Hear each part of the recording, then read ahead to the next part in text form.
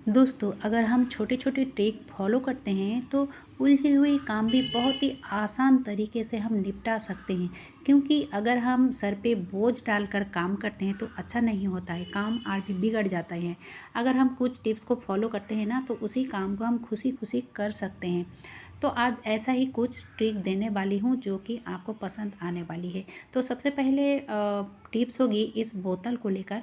मैंने एक बड़ा सा बोतल लिया था और इस तरह से मैंने करीब 8 उंगलियाँ ऊपर की पार्ट है ना, तो उसको मैंने कट किया है और कट कर लेने के बाद इसमें लगा दिया है टेप। आपके पास कोई भी टेप है आप चिपका सकते हो इस तरह से, ठीक है। अब चलिए ये तैयार हो चुका है, इसको मैं अभी साइड में रख रही हूँ। अब देखिए दोस्तों, घंटों का काम मिनटों में कैसे करें और काम हम खुशी खुशी कैसे करें, उसी ट्रिक तो मैं देने वाली हूँ। उसके लिए सबसे पहले ट्रिक है, बाज़ार से जब कोई सामान आती है ना, इस तरह की दाल हो या फिर सूजी हो या फिर कोई भी चीज़ हो इस तरह की ना, तो हम क्या करते हैं इस तरह से अगर डालते हैं तो देखोगे आपका काम इतना आसान हो जाती है। क्योंकि अगर आप डायरेक्ट इस डब्बे में डालते हो तो इधर उधर फैल जाता है। और अगर इस तरह से आप एक बोतल की ढक्कन कट कर के रख लेते हो ना किचन में, तो आपका काम इतना आसान है, घंटों का काम मिनटों में हो जाएगी। ये देखिए बहुत ही आसान तरीका है और आपका काम भी डबल नहीं होगा, क्योंकि अगर फैलेगा नहीं तो काम डबल भी नहीं होगा। बहुत ही आसान तरीके से ये सब चीज़ आप डाल सकते हो। तो किचन में ये बड़ा सा बोतल यानी कि 2-2.5 लीटर का बोतल का ऊपर का पार्ट आप कट करके रख सकते हो। अब बढ़ते हैं अगली ट्रिक की तरफ। तो ये भी बहुत ही यूज़फुल टिप्स होगी, क्योंकि इस तरह की जो पैकेट्स होती है ना, तो किसी की भी पैकेट हो, ये जैसी ओट्स है, ओट्स हो या फिर कोई भी चीज़ का इस पैकेट हो, आधा अगर आप यूज़ करते हो और आधा को इस तरह से पैकेट में ही रखते हो, तो अगर ऐसे ही छोड़ दोगे तो इसमें हवा जा सकती है। और इस तरह की जो पेन की ढक्कन होती है ना, तो पेन जो ख़राब होती है, इस ढक्कन को आप इस तरह से काम में लगा सकते हो। तो ना इसमें हवा जाएगी ना ये नमी होगी, ठीक है। बहुत ही अच्छा तरीका है। अब चलिए दोस्तों, इस तरह की जो दाल या फिर चावल या फिर कोई भी चीज़ हो, हम जब बाज़ार से लाते हैं तो इस तरह से कंटेनर के अंदर रखते हैं। लेकिन हमारी एक गलतियों की वजह से देखिए दोस्तों, इसमें चींटियाँ लग चुकी है। और चींटियाँ क्यों लगी है, मैंने और भी जो कंटेनर है इसमें भी मैंने सामान रखा हुआ है, आपके साथ शेयर करूंगी, इसलिए मैंने इस तरह से रखा है। यानी कि एक को मैं इस तरह से रखा है तैयार करके कि ढक्कन जो है ना, ढक्कन के नीचे मैं एक पेपर दे के रखा है, इसीलिए उसमें चींटियाँ नहीं लगा है। और जिसमें मैंने पेपर नहीं दिया था या फिर कैरी नहीं दिया था, तो उसमें चींटियाँ लग चुकी है। क्योंकि अभी जो है ना बरसात का मौसम है, चींटियाँ झट से लग जाती है या फिर नमी हो जाती है और फिर कीड़े लग जाती हैं। तो इसके लिए बहुत ही एक आसान तरीका है और बहुत ही स्ट्रॉन्ग तरीका मैं बताने वाली हूँ, जो कि आपका 2-4 हफ्ते क्यों, आप साल भर रखोगे ना, फिर भी आपका दाल बिल्कुल भी नहीं ख़राब होगा। उसके लिए मैंने गैस पे बिठा दिया है तवा, और तवा गरम होते ही मैंने डाल दिया उसी दाल को, ठीक है। जिस दाल में चींटियाँ लग चुकी थी ना, उसी दाल को ही मैंने दिया है। क्योंकि अगर इस दाल को मैं धूप में देती हूँ तो धूप में आप चिड़िया या फिर कोई भी झूठा कर सकता है। या फिर बरसात के मौसम में अगर धूप नहीं है तो इस तरह की जो ट्रिक है ना, ये ट्रिक बहुत ही काम आने वाली है।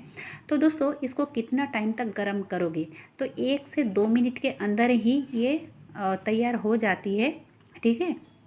तो मैं जो चिटिया वाली दाल थी, तो ये इसमें 2 फ़ायदे हैं। एक तो चींटियाँ चली जाएगी और दूसरा क्या है, आप दाल को इस तरह से रख सकते हो, यानी कि इस तरह से अगर थोड़ा-सा गरम कर लेते हो ना, गरम करने के बाद अगर इसको रखते हो तो आप साल भर भी रखोगे ना, फिर भी इसमें कीड़े नहीं लगेगी, ठीक है। और ये जो चींटियाँ वाली बात है ना, तो इसमें भी एक ट्रिक देने वाली हूँ। तो सबसे पहले बात क्या है कि जो मैंने दाल को गरम किया है 1 से 2 मिनट, अब उसको अच्छे से ठंडा करना है, ठीक है। और जो चींटियाँ थी उसके लिए मैंने झाड़ दिया था, यानी कि फटक लिया था। उसके बाद इसको अच्छे से ठंडा कर लिया है। ठंडा करने के बाद ही आप कंटेनर में रखिए, ठीक है।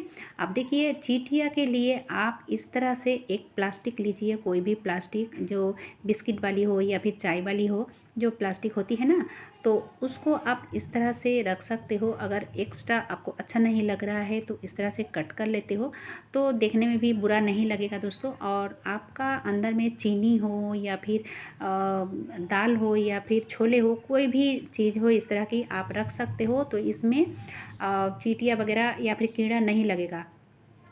चलिए अब देख लेते हैं अगली ट्रिक।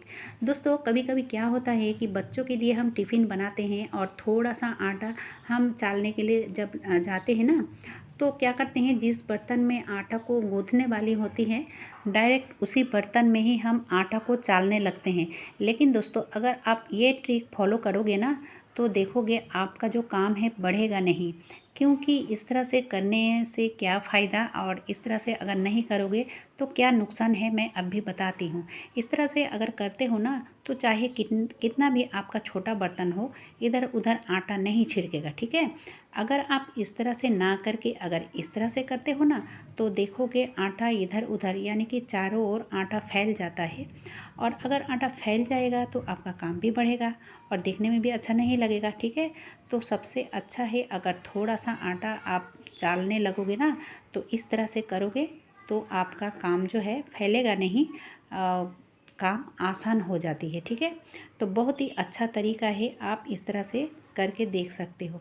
अब चलिए देखते हैं अगली ट्रिक। अगली ट्रिक क्या है कि कभी कभी क्या होता है कि हम हाथों में मेहंदी लगाते हैं या फिर नेल पॉलिश रहती है, या फिर जो हाथ है कभी कटबट जाती है या फिर चोट भी लगती है, तो उस टाइम हम कैसे आटा गूँथें, ये ठीक है। तो बहुत ही आसान तरीका है। तो सबसे पहले आपको ये पॉलीथीन यानी कि प्लास्टिक की ज़रूरत पड़ेगी। तो प्लास्टिक की जो दोनों साइड होती है ना, किसी किसी प्लास्टिक में दोनों साइड भी जोड़ रहती है, तो वो नहीं होना चाहिए, ठीक है।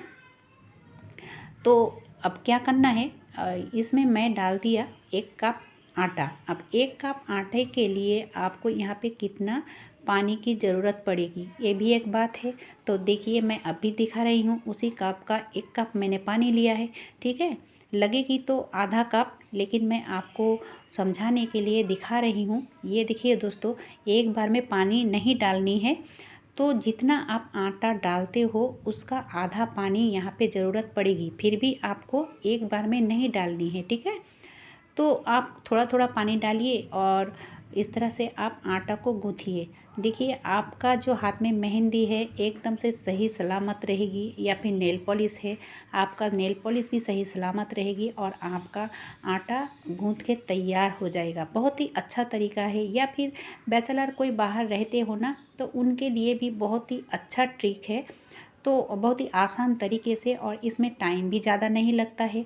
ये देखिए दोस्तों, बहुत ही बढ़िया है, बहुत ही अच्छे तरीके से आटा गूँथना हो चुका है। तो इस तरह से आप आटा गूँथ के रोटी बना सकते हो। कैसा लगा दोस्तों? अच्छा लगा है तो एक लाइक ज़रूर कीजिएगा और ज़्यादा से ज़्यादा लोगों तक शेयर भी कीजिएगा। आज के लिए बस इतना ही।